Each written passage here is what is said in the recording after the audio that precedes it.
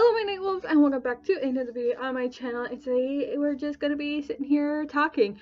I thought I recorded enough videos for this whole entire week, and I just now realized that I am one video down, so I am going to do an easy video. I was gonna record a sim video, but those tend to take an hour or two, and I decided, you know what, today we're just gonna sit down, chill, relax, and talk.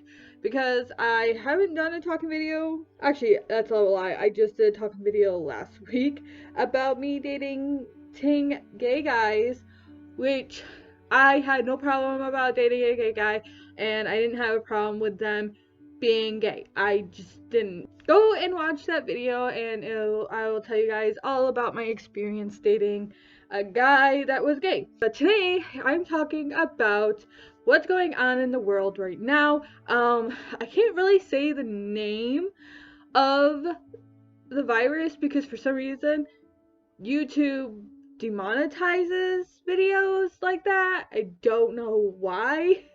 Also, in the background, you can see that I have a new thing in the background. It's kind of dark now because for some reason this thing cannot decide if it wants to light up the whole back or what. So, I don't know, it's being weird. But right here is a thing that my best friend gave me for Christmas, and it's wolves. I'll show you guys a little clip of what it is, and it's one of those things where you move a certain way and it changes. So it's really cool. But anyway, so again, not here for that, but I just wanted to point it out because it is going to be in the background from now on. But yeah, so today, what's going on in the world? We all know, pandemic, it's been happening. So I actually was exposed to the virus. I was exposed to it. I came in close contact with the virus, more close than I would have liked, but it did happen, and I wasn't wearing a mask around the person that had the virus, but I did not catch the virus. I didn't get it at all, which is great news. So my mentor is the one that sadly had it. She did not mean to not give it to me, but because I didn't get it, but she didn't mean to expose me to it. So I have a mentor, and she came in close contact with a couple of people who had the virus, and she didn't know, of course, and she was around her best friend who had it. She and her were both wearing masks, so yeah, I don't know like how she ended up with it because both of the people that she was around that had it both were wearing masks. So that's interesting now, isn't it? So she was invited to a party, and while she was at the party, they were wearing masks well at the party, and then she went over to her friend's house and they were both wearing masks again, but yet she somehow still caught the virus, so that's interesting. She caught it from one of them, and she didn't know she had it. She got sick, and she thought at first it was just a chest cold because she gets a lot of chest colds. She's a very sick person during the wintertime. She gets sick a lot during the wintertime, so it's not unusual that she will end up getting sick. So she got sick. She thought it was a chest cold because I don't know, she just thought it was, and she kind of wanted it to be because she didn't want to get the virus, obviously. But she sadly ended up with the virus, and I was exposed to it because we spent time with each other, and she was sitting here, we were hanging out. She was sitting right here in this chair. There's a chair right here that's behind me. She was sitting here, and I was sitting over there on the couch. Not where my wolf is, but over there. I was sitting over there, so we're kind of 6 feet apart, but not really. We're still kind of close together, but we're sitting up at sides of my apartment, so we're not that close to each other. So maybe that's why I ended up not getting it, because we were kind of far away from each other. We weren't like sitting on top of each other, but I wasn't wearing a mask, she wasn't wearing a mask, and she got a text message from the girl who, I think it was like the day before she came to work because I was at my mom's house for Thanksgiving. She got a text from her saying I have the virus. And so she went and got tested. She tested negative for it, but then she was exposed to it again by her best friend. And her best friend, while she was here at my house, texted her and she said that she has the virus. Not that long after she got that text, she told me immediately that she was exposed to the virus, not once but twice. She explained everything to me. And then not that long after she got that text and then explained everything to me, how she might have gotten it, she ended up leaving. So she did not stay here after she got the text because she didn't want, like, even though I was already exposed technically, she just thought it would be best if we just ended early that day, because she's like, well, if there's a chance that I could stop you from getting it, then I'm not going to stick around you all day and expose you to it some more.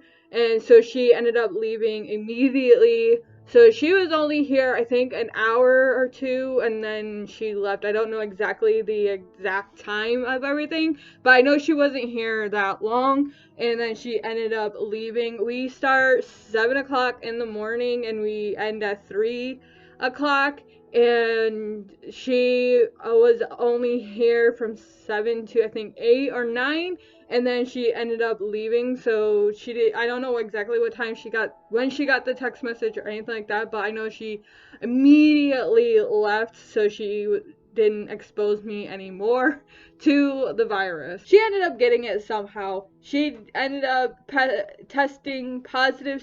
When the girl from the party that she went to texted her, I got the virus, she went and got tested and it came back negative. Then her best friend turned around and said that I have the virus.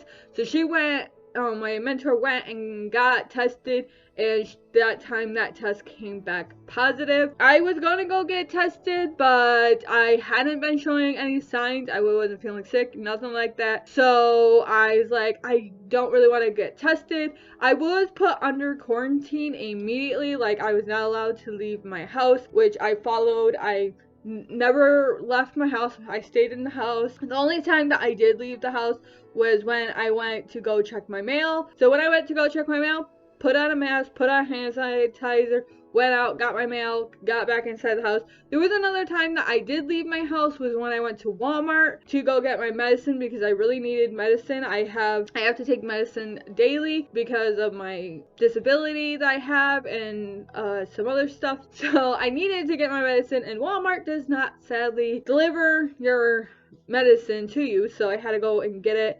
So my dad took me, and when I got I put my mask on, I sanitized my hands, went in, got in the truck because he drives the truck, went into Walmart, got my medicine, walked back out. I did check my temperature every single day. This is my thermometer. It's actually sitting right here because when I was recording, I took my temperature while I was recording, because I normally eat in the morning, and you can't really check your temperature after you are done eating because it does play around the temperature. But if you eat, check your temperature, it's gonna be high, and you're gonna be like, oh, I have a fever, but in reality you don't.